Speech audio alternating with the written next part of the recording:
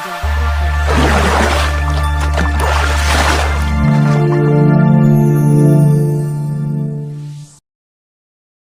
Assalamualaikum warahmatullahi wabarakatuh. Kami dari Departemen Sri Kandi, aku Diro dan Aku Konita. di sini kami akan ngobrolin nih tentang bagaimana sih peran dan strategi sebagai perempuan di ekonomi Islam gitu. Oke, let's go.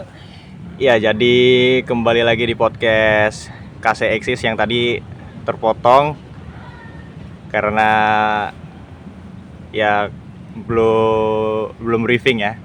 Jadi kita lanjut aja podcast kali ini. Di sini aku juga nggak masuk ke dalam frame kamera ya teman-teman. Jadi di frame kamera cuma ada kakak-kakak dari Departemen Sri Kandi. Jadi kita langsung aja ke pertanyaan yang tadi sudah disampaikan mengenai menurut kakak-kakak di sini bagaimana sih peran perempuan itu di dalam ekonomi Islam? Mungkin dari Mbak Diro terlebih dahulu ya. Oh, dari aku ya. Peran perempuan dalam ekonomi Islam ini sangat penting ya. Karena kan kita juga pelakunya gitu ya. Pastinya setiap orang itu pasti menjalankan kegiatan ekonomi, entah itu jual beli ataupun kegiatan kayak penjualan atau terjun langsung ke dalam ekonomi syariahnya gitu ya. Jadi menurut saya itu perempuan itu penting banget gitu loh kalau ingin menyukseskan ekonomi syariah gitu. Oh begitu. Jadi untuk Mbak Diro berpendapat bahwa perempuan itu memiliki peran yang sangat penting dalam roda perekonomian, terutama perekonomian Islam ya.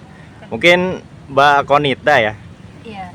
bisa nyampain. Iya, kalau menurutku perempuan itu kan sebagai madrasatul ula bagi anak-anaknya ya. Jadi perempuan itu juga punya peran penting dalam ekonomi Islam untuk mendidik anak-anaknya kelak, sehingga ya perempuan itu perlu untuk ikut perguruan tinggi. Jadi kuliah itu sangat penting. Benar. Jadi Oke. dengan kuliah kita tahu ekonomi Islam kayak gimana, apalagi kalau ngambil jurusan ekonomi Islam. Iya. Gitu. Jadi kan yang mengelola ya, yang mengatur keuangan itu juga Benar, kita gitu. benar. Jadi kita penting gitu loh. Kan nggak mungkin ya keluarga itu nggak ada yang ngelola, masa suami aja kan nggak mungkin ya. Jadi sebagai istri juga itu juga bisa mengatur dan mengelola keuangan gitu. Oke, terima kasih kakak-kakak. Jadi di sini kita bisa nyimpulkan ya teman-teman bahwasanya kalau perempuan itu ya penting, sangat penting di dalam roda perekonomian, terutama perekonomian Islam. Nah selanjutnya itu ya kak, aku mau izin tanya lagi. Kalau menurut kakak ini gimana sih? Jadi tadi kan udah bahas tentang peran. Kalau sekarang itu bagaimana sih tentang bagaimana strategi muslimah itu dalam memaksimalkan perannya dalam roda perekonomian Islam yang tadi kakak sebutin? Oke. Mungkin dari Mbak Konita dulu mau menanggapi, nanti aku menanggapi. Iya, kalau gini menurutku ya teman-teman, kita itu juga harus tahu kita itu sebagai manusia, sebagai hamba Allah, diciptakan untuk beribadah. Jadi kita itu punya peran penting dalam kehidupan ini gitu. Tidak hanya sebagai pembangun ekonomi, tapi kita juga punya peran dalam yang lainnya, Oke. dalam pendidikan ataupun dalam Iya, bidang yang benar. lainnya ya kak ya. Terutama kayak itu ya kak ya, kalau dalam pendidikan kita kan juga mencerdaskan anak gitu ya. Jadi kalau seumpama kita sudah mencerdaskan anak, menimbulkan bibit-bibit yang unggul gitu ya, jadi kan otomatis anak-anak kita itu juga jadi pelaku ekonomi gitu. Nah dengan begitu kita itu bisa loh kayak ekonomi Islam itu jadi yang paling unggul gitu ya dibandingkan dengan yang tidak menggunakan syariah gitu. Jadi peran kita sebagai perempuan itu juga penting gitu, strateginya dengan cara kayak kita itu sebagai hamba itu juga mencerdaskan anak gitu ya. Terus habis itu ya begitu ya kak ya. Iya, jadi yang pertama itu strateginya ya sadar posisi kita gitu dulu. Iya. Dan Oke. juga kita harus yang kedua itu ubah mindset pikiran kita. Ya, itu sih kalau dari aku, kalau dari Kak Dira. Iya, kalau dari aku ya, kalau masalah ubah mindset itu kan nggak bisa semerta-merta langsung jadi kayak berubah gitu ya. Tapi itu harus diimbui dengan kayak diikuti dengan cara kayak belajar entah itu dari belajar hanya belajar mata kuliah ya, mata kuliah yang umum gitu atau mata pelajaran yang umum gitu ya. Tapi kita itu juga bisa loh kayak belajar dari pelajaran Islam gitu, kayak memperbanyak sakofa Islam gitu ya. Dengan kita unggul di pelajaran yang umum, kita juga bisa loh unggul di pelajaran yang Islam gitu. Karena kan sebagai umat Islam ya, kita itu penting gitu loh belajar sama agamanya kita sendiri, kenal sama agamanya kita sendiri gitu ya. Jadi Islam kita itu nggak hanya di KTP aja, tapi juga identitas kita, profil kita gitu, itu juga melambangkan keislaman gitu. Dengan memperbanyak sakofa Islam, kita juga bisa kayak mencerdaskan anak-anak kita gitu ya. Mencerdaskan muslimah yang lain, berbagi Bener. ilmu gitu. Iya, jadi dan itu strateginya itu nggak bisa langsung Kak. Jadi kita itu memperbanyak circle taat lah iya, istilahnya ya Kak ya. Jadi nggak kayak ibaratnya kita itu agama kita itu juga tergantung teman-teman yang kita gitu. Kalau kita suka bergaul dengan teman-teman yang membuat dampak yang buruk, otomatis kita kena dampaknya gitu. Dan sebaliknya ketika kita bergaul dengan muslimah yang taat atau teman-teman yang selalu taat gitu ya, itu juga membuahkan kita gitu ya Kak ya, kita semakin taat gitu. Jadi kita bareng-bareng gitu ya. Jadi kalau Kalau ada circle positif itu kan juga kita ikut bener semangat gitu ya. iya, jadi kalau kita lagi down-downnya gitu ya Kak ya, kita itu ada support dari temennya gitu ya. Dan itu salah satu cara buat kita itu bisa mengoptimalkan ekonomi Islam. Jadi nggak kita nih kita aja yang bisa bangkit dari ekonomi Islam, tapi kita itu jalannya itu bareng-bareng gitu ya. Gitu sih. Oh. Iya, kalau contohnya itu kan kalau zamannya Rasulullah ada Siti Khadijah dan Siti Aisyah ya. Benar. Beliau kan selain mengkaji Islam, tapi kan juga mempunyai peran penting dalam ekonomi Islam gitu, ikut berbisnis gitu kan. Ya itu sih mungkin contohnya juga Iya. biar kita semakin semangat gitu ya, Iya. mempelajari Islam, mempelajari ekonomi Islam juga. Heeh. Apalagi kan itu ya, Siti Khadijah itu kan juga ibaratnya miliarder lah, kayak bener-bener kaya banget gitu. Jadi beliau kan nggak hanya semerta-merta dia itu uangnya banyak gitu, tapi juga dia itu bisa loh kayak diarahkan ke jalan dakwah gitu ya Kak ya, di jalan ekonomi Islam gitu ya, dan itu bisa mengoptimalkan gitu Kak. Oke. Jadi begitu ya teman-teman, menurut Kakak Adiro dan Kak Konita. Yang aku tangkep itu strategi untuk para muslimah dalam memaksimalkan perannya dalam ekonomi Islam itu melalui bidang kependidikan dan juga pendidikan, di mana lebih banyak mendengar daripada ya menjelaskan. Dan di sini sepertinya kita lanjut. Oke, maaf teman-teman, tadi ada jeda sejenak. Jadi untuk pertanyaan selanjutnya, menurut kakak nih, aku ingin bertanya juga tentang sekarang itu kan di era modernisasi dan maraknya juga globalisasi di mana-mana. Yang dimana kita tahu bahwa budaya kepopuleran itu terbawa dari dunia barat yang menjelma sampai ya seluruh dunia lah ya. Bisa dibilang seperti kayak kiblatnya budaya gitu, karena sudah menjelma di seluruh dunia.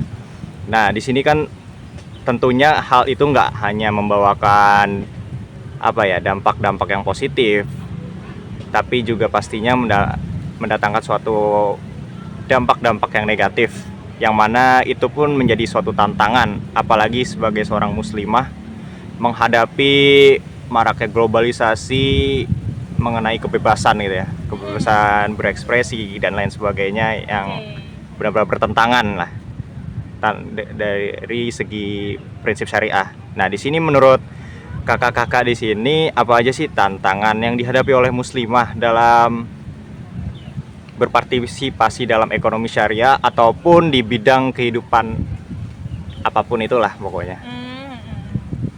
Gitu. Kalau dari Kak Nita dulu nih, apa nih Kak? Kalau dari aku ya, kalau saat ini kan sistemnya emang dari kapitalis ya, yang mana itu berkiblat di Amerika Barat lah istilahnya gitu ya. Jadi ini salah satu hal yang bikin gimana ya, agak ragu dengan agama kita sendiri gitu ya. Kita nggak teguh gitu, kita nggak yakin sama agama kita sendiri gitu. Terus masalah kebijakan juga itu juga terdapat kayak gimana ya Kak ya, kayak penyelewangan gitu ya Kak ya, kayak ada penyalahgunaan gitu ya. Kalau melihat sistem sekarang memang sudah terlihat ya gimana ketidakadilan itu terjadi gitu ya. Mulai dari kalau di saat ini banyak gitu ya bank-bank yang konven gitu, terdapat banyaknya riba gitu. Terus habis itu sebenarnya itu kan kita harusnya itu sebagai umat Islam ya, dia tuh harusnya itu yakin sama agama kita sendiri gitu. Terus habis itu kalau udah yakin nih, kita bisa jalan bareng-bareng, bersatu bareng-bareng buat mengoptimalkan ekonomi syariah gitu. Jadi kalau di kapitalis ini itu tuh maunya itu untung rugi gitu ya, nggak mau rugi lah istilahnya. Jadi asasnya itu loh untung, entah itu halal ataupun haram itu diterabas saja gitu ya. Gitu itu sih yang jadinya itu kayak hal yang sebenarnya nggak boleh ya di dalam agama kita itu diterabas saja. Itu sih yang kebablasan jadinya kok. Iya, kalau menurutku juga tantangan saat ini tuh umat Islamnya sendiri sih Kak. Kan selain banyak yang belum paham akan ekonomi syariah nih, tapi juga banyak umat Islam itu justru yang menentang bank syariah kan. Iya betul Kak, syariah kan? bener. Kayak sama aja gitu ya, katanya itu ekonomi syariah sama ekonomi konven itu sama aja gitu. Padahal kan kalau di ekonomi syariah itu ya ada akad-akadnya gitu ya, ada istilah-istilahnya yang di dalam Islam itu ada gitu. Kalau di konven itu ya jelas ya gimana ya, ribanya itu ada, bunganya ada gitu. Itu sih Kak yang jadi problem tantangan kita itu ya, memahamkan masyarakat gitu. Ya. Jadi tantangannya banyak juga ya Kak ya di sini banyak. Nah, kalau dari kakak sendiri tuh gimana cara memperkuat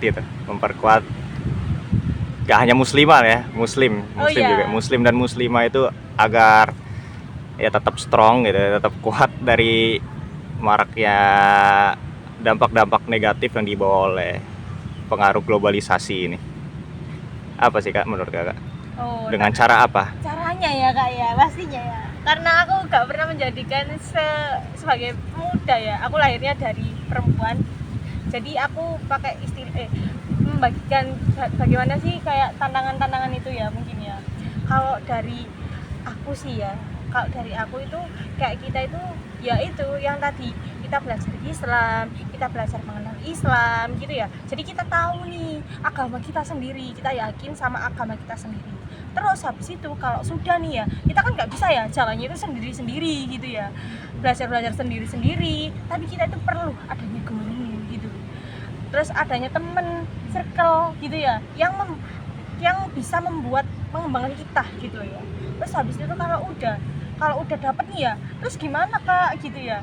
Ya kita otomatis itu kayak mendakwakan, kayak memahamkan masyarakat gitu ya. Gitu ya Kak ya. Kan iya juga masyarakat ini dikasih literasi ya, terkait ekonomi syariah. Karena apalagi sekarang di era digital ya, jadi literasinya itu bisa lebih meluas lewat video di YouTube, TikTok ataupun Reels IG gitu kan. Ya ataupun tulisan-tulisan ya. Gitu sih. Jadi biar masyarakat itu paham bahwasanya ekonomi syariah itu beda dengan ekonomi konvensional sih. Iya benar.